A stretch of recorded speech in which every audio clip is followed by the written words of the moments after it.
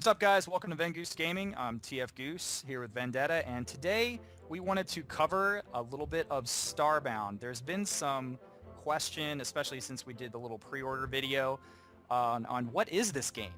And I don't know about you, man, but I get some questions from friends and even some family and stuff whenever I bring this thing up, and it is not the easiest question to answer, right? Yeah, it's kind of a difficult question. I mean, to be honest, a lot of my friends don't even know about this game, and it's not even on their radar. So, I kind of light up like a little schoolgirl when I get to tell them about what it can do and what it is. Exactly. So that's what we wanted to do today is light up like little schoolgirls for all you guys. Ready? Whee! Yay! So, basically, if we have to put it in a nutshell, Starbound is a 2D sandbox adventure game that, if you're familiar with Terraria, looks a lot like that.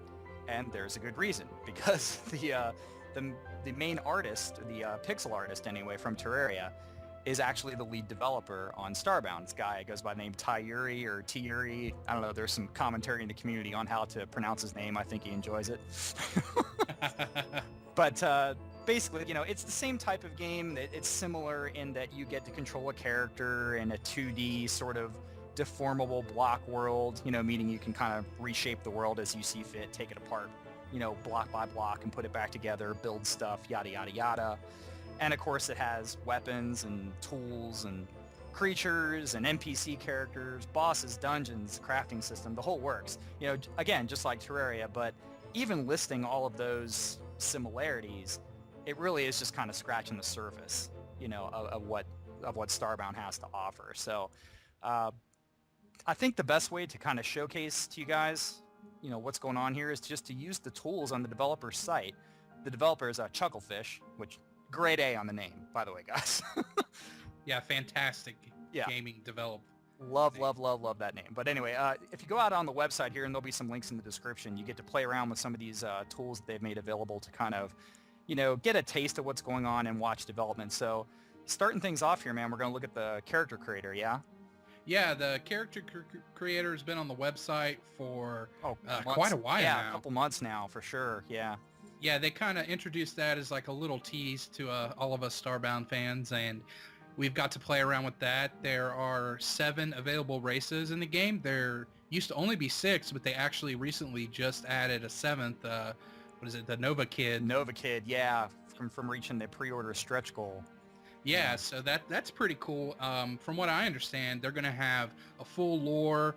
It's going to be, just as viable as all the other races. You kind of get some unique benefits from what I gather back and forth from the different races through the craftables. Yeah. It's basically each one of the races starts with the ability to craft certain armor sets, which we'll showcase some here later in this video.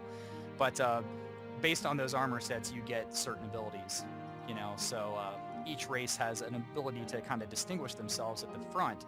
But later on, as you play the game, you actually gain the ability to craft some of those other races' armor. So you can even get those abilities yourself later on. But at the beginning, yeah, that's how it's set apart. So that's kind of cool. And with the tool here, you can make any of the guys that you want to do. You can save some characters, and you can use these avatars on the forums and stuff if you want, or wherever, and just kind of have some fun with that. But once you do get a guy, that you're ready to begin the game with, then you kind of start off, according to a recent IRC chat actually, I guess, in orbit around an alien world, and you're just kind of on your spaceship with no fuel. You're sitting on empty. Yeah. Which kind of sucks. So what do you do to get out of that situation? Well, you got to go get some fuel. So to kind of take us through that stage of the game, I think what we'll do is take a look at the development roadmap here. This is a tool that was put up on the website mainly to help the fans track development. The developers would tell you straight up and down that the biggest thing everybody wants to know is, when's the game coming out? Oh my God,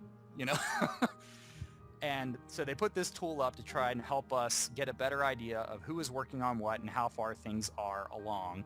But it just so happens that we can use this tool here also to kind of introduce the different aspects of the game. So, but we did want to point out too that obviously everything we're showing in this video is subject to change because the game's not quite out yet.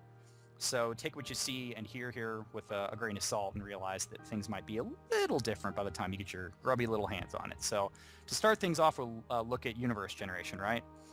Yeah, going with universe generations, something that really makes this game unique is that everything is procedurally generated, meaning nothing is static. So every time you guys create a universe, it's going to be brand new. You are more than likely never going to encounter the same planet twice. Actually, as a matter of fact, I know you're not. No doubt. Yeah, that being said, though, I mean, there are similar planets. You know, you have like jungle and desert biomes, Arctic biomes, Sure. oceans, you know. So there's really no limit. I mean, if you're an explorer, there's countless stars and planets and asteroids and moons, and even a cool thing like a space station that you can explore, which is a really nice touch. I'm a big fan of that. Something else that they have is on each of these said planets, there's unique gravity as well as weather and temperature.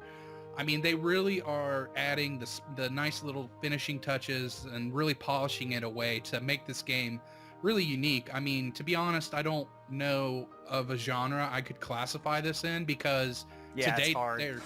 to date, there are no games like this. I mean, everybody says it's, you know, the spiritual successor of Terraria, and I think that's correct. I mean, it definitely has the Terraria spirit. I just think the scope is a lot bigger. It's like everything we wanted Spore Space to be, Oh yeah. but, you know, but wasn't. So there, Yeah, you know, I'm that's looking forward to it in that regard. absolutely. That's the biggest thing. I mean, when back when I was playing Spore, you know, or before Spore came out, the space section was the most exciting part because we had all of these, you know, dreams and aspirations of what it would be like to explore, you know, a galaxy that was new every time you played, and it had these procedurally generated planets and just new exploration and creatures and such. But it just didn't quite deliver in the way that everybody was hoping that it would. But Starbound is taking that one step further, and it's essentially how I like to think of it is you play Terraria, and every single time the world's exactly the same. You know, the blocks are out of order, you know, and where you find stuff is out of Right. order, you know, but the map is generally the same. Same biomes, same creatures, same items, same bosses, you know, everything. It's just the path that you take to get there changes a little bit. And that's fine. You know, it's a great game. But in this, you know, I just feel like, wow, what if I just played Terraria endlessly and every time I went to a different planet, it was a different experience? Yeah, You know? and that's what makes me really excited. Another thing they've done to kind of ratchet up the difficulty is some planets or some worlds are going to require you to have advanced armor or other technologies to explore it. So they kind of put like a in-game difficulty, if you will.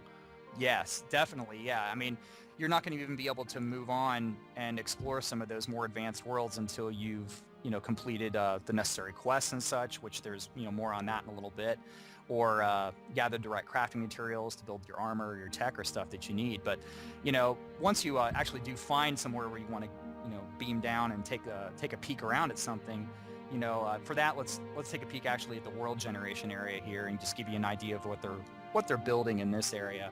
You know, each world, just like the universe itself, has procedurally generated terrain. Again, varying block types, caves, plants, trees, you know, everything is procedurally generated on the fly so that you have that unique experience every time you go to a planet. You know, no two planets in your galaxy or your universe are going to be the same, you know, so again, just endless reasons to keep exploring. And just look at some of this stuff here too. I mean, one of the big things I like in some of these shots and in the video here is just checking out the lighting engine. I mean, Yeah. it's stupid, you know, I don't, I mean, I just giggle seeing stuff like the flashlight, you know, reflecting off like raindrops and stuff like that. That blows my mind, you know, and the fact too that you can actually hang light sources and some other placeables in the game on the background walls. Yeah, that's a really cool feature. Really, really nice, you know, because that stinks if you have to put everything on the foreground layer. It seems like everything is right in your face all the time, and especially if it would be like something your character could kind of clip onto, you know, that he'd actually hit Right. as he's running around. But if you can put something in the background and not have it, you know, have to be attached to a floor of any kind or even a foreground wall, that's just cool. I like that. It's a nice little touch and just, you know, one of those things that you didn't even realize that you missed. until there it is, you know, and you're like, oh my God, Yeah. I want that. Exactly. It amazes me as well. Like, you know, they're doing all this with the 2D game. I mean, I personally love the art style. And to me, games are not about graphics necessarily. It's about the play and the gameplay. And I think they're really doing a good job to deliver that here. You know, a good experience for us players. Something else kind of interesting is that every planet you visit, it's going to have randomly generated creatures. Yeah. That's pretty cool. Yeah, absolutely fantastic. So it's not only the terrain, you know, but actually the monsters, the creatures, the animals you come across are being randomly put together, you know, and they'll match the difficulty level of the planet. You know, the planets themselves have a difficulty level from 1 through 100. So you're going to come across creatures that sort of match that difficulty, but the way that they look, how they attack, you know, if they even attack at all, maybe some of them are passive, you know what I mean? Yeah. So all that stuff, and not to mention the items that you can get from them or the resources you can harvest for crafting and such, you know, change from planet to planet, which is just mind-boggling. I can't even wrap my brain around, you know, the cool factor there. And especially when you consider too, they've incorporated like a taming system too. You can capture these guys and make a pet out of them. I'm really looking forward to that. I think that is like a really cool feature. And I believe you can actually genetically breed them, right? Yeah, there's been some discussion on that, and that's something that I haven't seen yet, like as far as like a screen or anything for that.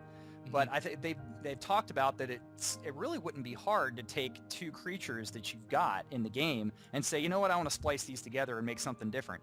The engine is certainly capable of doing something like that, but it's I don't think they've announced any sort of machine that does that at the time of the video here, but I'm pretty sure Ty has mentioned that it's something to consider at least. So maybe something that'll make release, maybe not. If it doesn't, you know, he and the rest of the team are the most open devs in the world, you know, and take advice and questions from the community such as no other that I've ever experienced. So definitely something that could be, you know, incorporated after the fact. But, you know, if you just start looking at the big picture here, you start to get the idea of just how big this game really is and how much there is to do, and that you could play it forever and not see everything. You know? Yeah, because I mean, it's, you know, almost theoretically impossible. Yeah, exactly, because it's just building stuff on the fly the entire time. And, you know, and speaking of just kind of different stuff that they have here too, while we're on the subject of, you know, kind of comparing to other games, even other sandbox games that are out there have kind of failed in their ability to give the player like an overarching mission, you know, a main quest, a story, you know, something to drive the player other than, oh my God, I have to get the next set of armor, or I want to build this tower 10 blocks bigger, or, you know, I need to investigate that cave and get this item so that I have the ability to investigate the next cave, you know. But to put a story into the game really helps, and they're doing that here, right? Yeah, so and I'm a sucker for a good story. I mean, I'll be the first to admit it. You know, Knights of the Old Republic is one of my favorite games of all time, and that's because I thought it had a, you know, really fantastic story. And in my opinion, I know not everybody agrees that, you know, you could compare it to Minecraft, but I would compare it in the sense that if Minecraft had a flaw, it was that there was no story, and it just kind of fell flat after a while to me. So you know, that's really my only quib about that. Something else that's interesting is the NPCs in this game. You can not only buy and sell for in-game currency, which is called pixels. I kind of got a chuckle out of that because they're... I love that. Yeah, that's great. Pixel art. But they offer the main story quest and also additional side quests. So I'd imagine those were procedurally generated as well. And that's going to be something really cool. It kind of helps the replay value, in my opinion. Oh, absolutely. Yeah, the side quests have been mentioned that they're going to be generated on the fly as well. So even if a player reaches what you might call the end game, you know, there's always still going to be things to do. And it's on record saying, too, that the level 100 planets, the top, tippy-top level planets, will always be a challenge. You can never reach a point in this game where it is just 100% trivial to move, you know, and play around in the universe. If you're on a level 100 planet, it has the ability to kick your butt, you know? Yeah. And these side quests will give you reasons to continue going. And there's some as yet unannounced features as well that they're working on and trying to to give the game as much lasting appeal as it can possibly muster.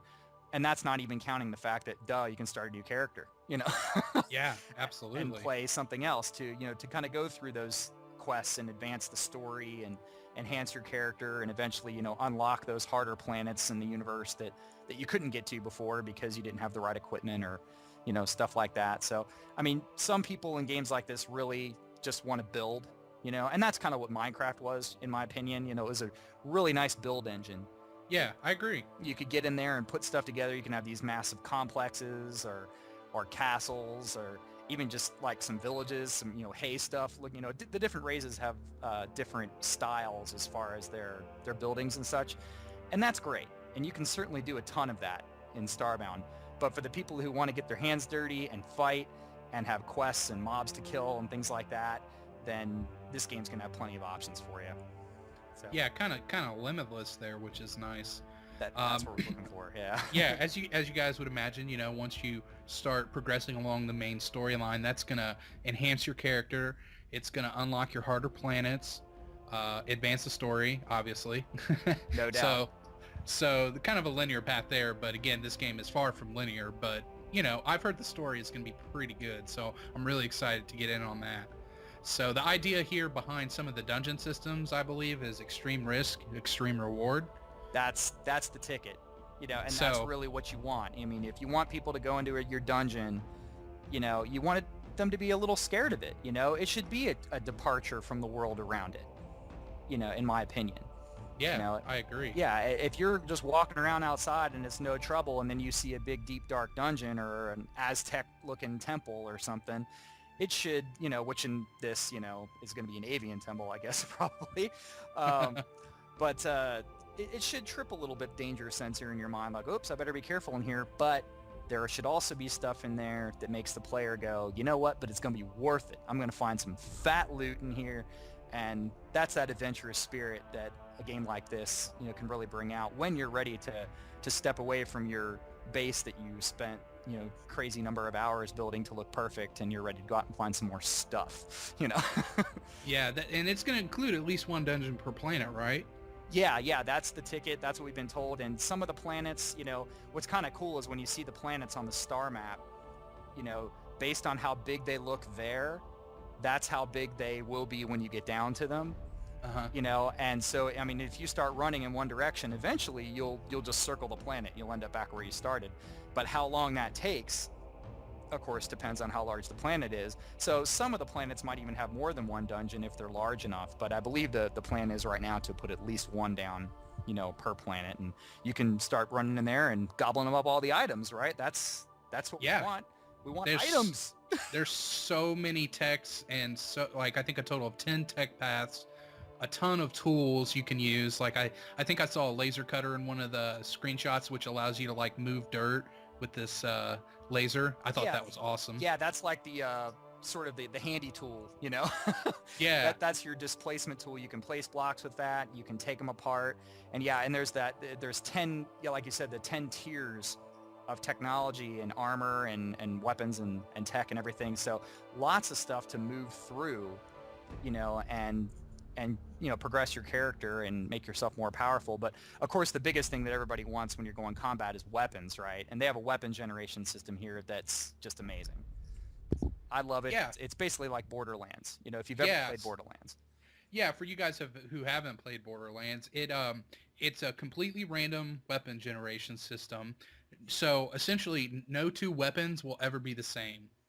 Yeah, it's cool. It's not just, looks, damage, pattern, and you can put different ammo types on and stuff, so.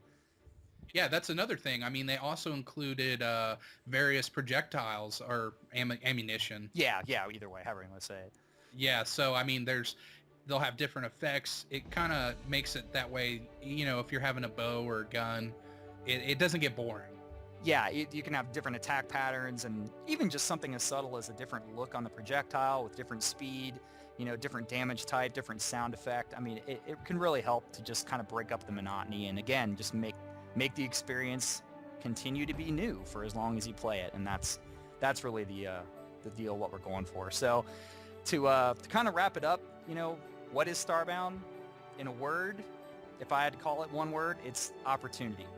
It's the ability, to explore and adventure in this vast, completely unfinishable universe.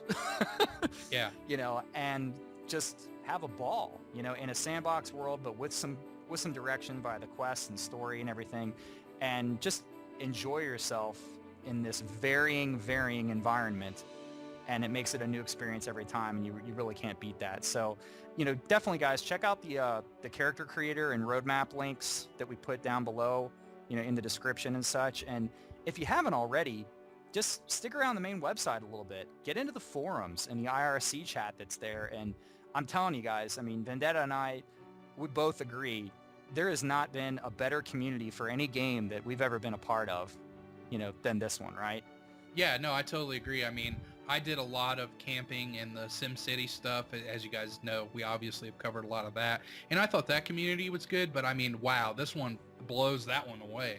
Yeah, everybody is super, super cool. I mean, everyone will answer questions for you. And the devs themselves hang out in the IRC chat all the time, And as long as you don't bombard them with questions about release date, which they're not going to answer, because it's just slated for sometime this year, just hang on, it'll come. But, they promise that, but that's the extent of their promises. But pretty much if you have any questions about the game, they'll pipe right up, and if they are not there to answer it, God knows there's going to be 10 other people in the channel that do know the answer, and they're going to help you out. So stop by in there, and while you're there, if this sounds cool, check this out. They're taking pre-orders for the game right now. Again, comes out later this year. If you pre-order now, you get access to the beta when it launches. And then, of course, you get the full version once it launches as well. And we did a little video on the pre-order stuff, too, so I'll just link you guys to that. You can get a little bit more information. But definitely check this game out, you guys. We are going to be covering it like just gangbusters when it comes out. Because, between this, and the coverage we've been doing already on a couple other games, this is going to be a big part of this channel when it comes out, as far as tips and strategy and Let's Plays and everything that we can muster on it. So stay tuned. Hope you enjoyed the video, guys, and we'll see you again soon.